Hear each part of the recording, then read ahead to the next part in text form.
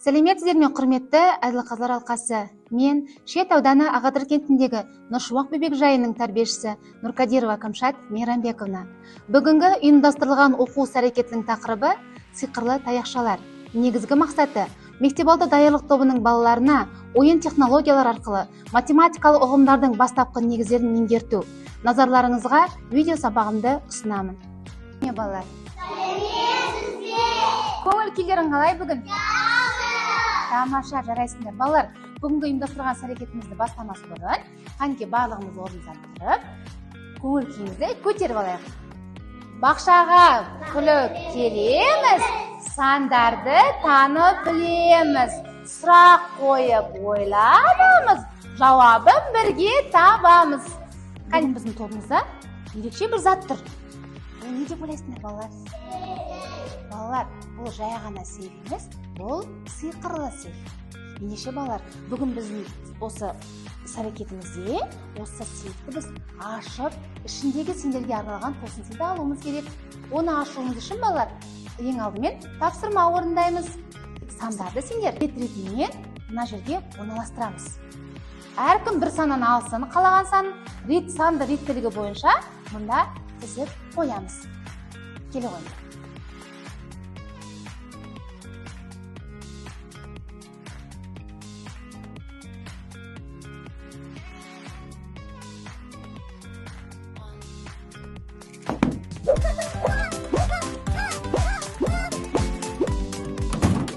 Сәлеметсіңдер ме, балалар?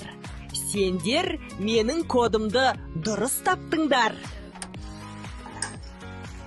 Енді сендер мендегі сыйлықты алып, тапсырмаларды дұрыс орындасаңдар, сендерге тосын сыйым бар. Сыйлық бар. Істейміз енді? Қанекей ашып көрейік, қандай тосын сый бар екен. Не бар екен ішінде? Балалар, бұл сендерге таныс па? Бұл не бізде? Сиқырлы таяқшалар, балалар. Ендеше балалар, бүгін біз осы сиқырлы таяқшамен жұмыстарымызды жалғастыратын боламыз. Балалар, сиқырлы таяқшамен танысыңдар, иә? Қанекей есімізге түсіріп алайықшы. Мына таяқшамыз 10 деген санды білдіреді. 9 санын білдіреді екен. 8 санын білдіреді. 7 6 санын білдіреді. Балалар, тамаша. Сіздер жақсы білесіңдер, таяқшамен жақсы танысыңдар. Енді сендерге тапсырма. Қазір алдарындағы сиқырлы таяқшаларды кішкентайынан, яғни өсу ретімен бірден бастап 10-ға дейін тез-тез жылдамдықпен тізіп шығамыз. Қанекей, бастаймыз.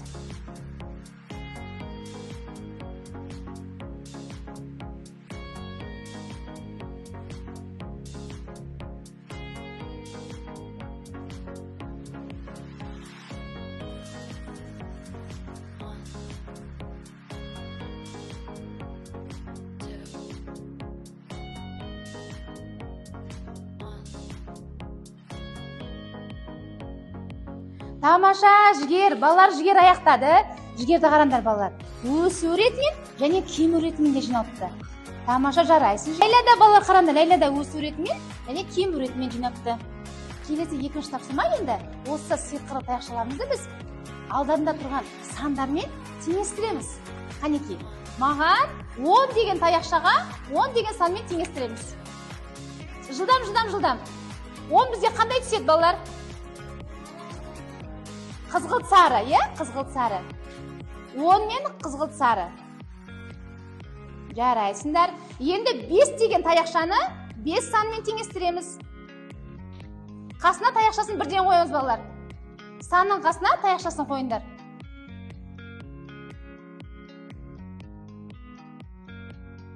Бізде түсет. Жарайсың.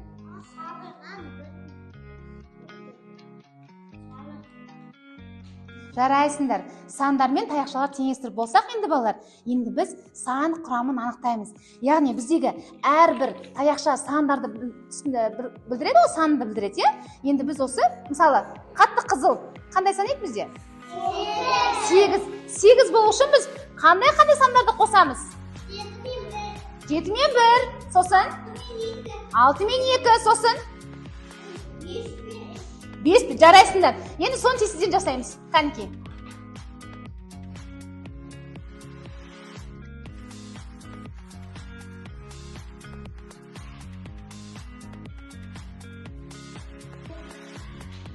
9-дың сан құрамын анықтайық қанекей. 9 болу үшін не істейтін едік? 9 болу үшін қай сандарды қосамыз? Қандай түстерді қосамыз? 9 болу үшін балалар. 6 мен 3. 6 бізде қандай түс? Күлгін жарайсыңдар балалар. 4 пен 4. 4 пен 4 қосқанда қандай сан шығады? 8 шығады. Сиқырлы таяқшамен жұмысты өте жақсы орындап шықтыңдар. Балалар, ендеше назарымызды қанекей экранға аударайық. Жарайсыңдар балалар, сендер өте ақылды екенсіңдер. Ендеше тосты сыйымды қабыл алыңдар. Балалар, не дейді бізге? Тосын сый дейді, ендеше қандай тосын сый екенін ашып көрейік. Балалар, қанекей ашып көрейік, не бар екен ішінде? Вау! Балалар, қараңдар, сейфті біз не сақтаймыз? Не сақтаймыз сейфқа, не салады? Ақша салады. Ендеше бүгін сендерге мынандай көп ақша берді балалар. Қазір бүгін сендердің жақсы жұмыс жасағандарыңызды осы тосын сыйларын таратып беретін балам өздеріңе, жақсы ма? Енді мен сендерге сейфтің ақшасын таратып бердім ғой. Енді сол ақшаны не істеу керек екен? Балалар, сендер сондай зерек балалар екенсіңдер. Енді мен берген сыйақыларыммен адалдық дүкенінен қалағандарыңды сатып алыңдар. Сендерге рахмет, сау болыңдар. Өздеріңіз қалаған заттарыңды адалдық дүкенінен сатып алыңдар дейді. Кімде қанша теңге бар екен? Қанекей, кім не алады? Балалар, адалдық дүкенінің өз ережесін білесіңдер, иә? Бізде адал касса, бізде сатушы жоқ. Өздерің адал түрде әр заттың төлемақысын төлеп, мұнда салып, қалаған заттарын ала қойыңдар.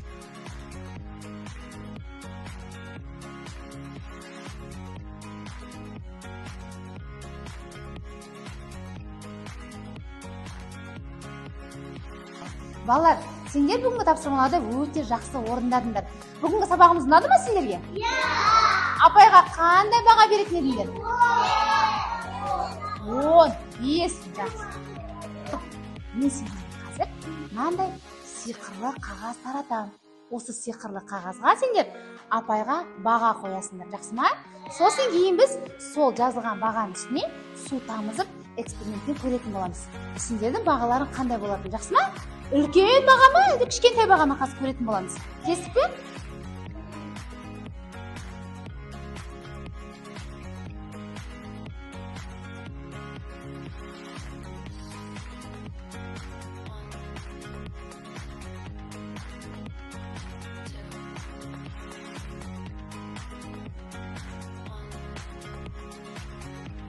Не үйрендіңдер?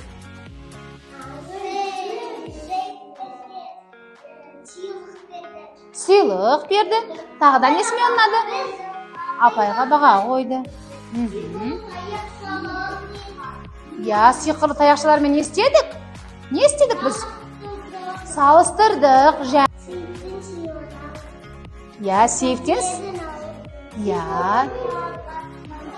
Сиқырлы қағазға сандар жаздық. Жарайсыңдар балалар. Балалар, бүгінгі осымен ұйымдастырған іс-әрекетіміз аяқталды. Сендерге рахмет балалар. Бүгін өте тамаша қатыстыңдар.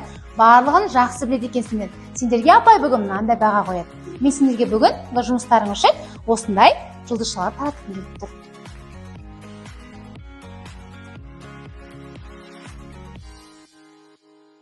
Ұйымдастырылған оқу іс-әрекеті барысында күйеу-зейнер таяқшаларын тиімді қолдана отырып, балалар сандарды тек көру арқылы ғана емес, тәжірибе жүзінде сезініп, салыстырып, өз бетімен қорытынды жасауға дағдыланды.